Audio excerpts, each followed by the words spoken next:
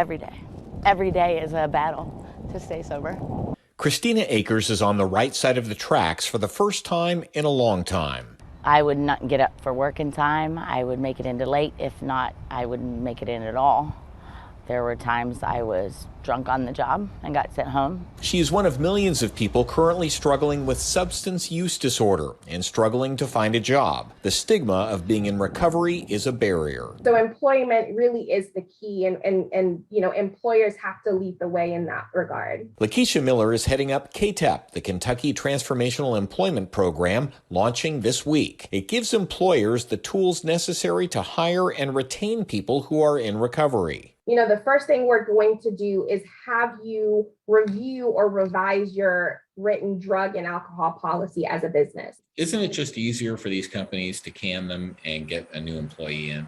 It's not, actually. So if you look at the cost of turnover, if you look at the cost of onboarding a new employee, that costs more. Not to mention the cost of not having enough employees to stay open. The workforce crisis and the addiction crisis are hitting all segments, from hospitality to hospitals.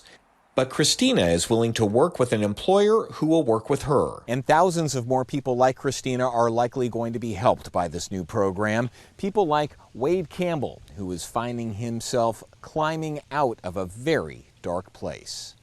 My main one was heroin. I used heroin and meth a lot. And that just took everything that was worth anything to me. It just took my soul. But Wade's new employer, Cincy Gutter Boys, is signing up with KTEP because the owner says sticking with people in recovery is a good bet. They've worked really hard to turn their lives around, and so they are the ones consistently, giving it everything they can to keep things going in the right direction. And that direction for Wade is up, now that he has a job and an employer who believes in him. David Winter, Local 12 News.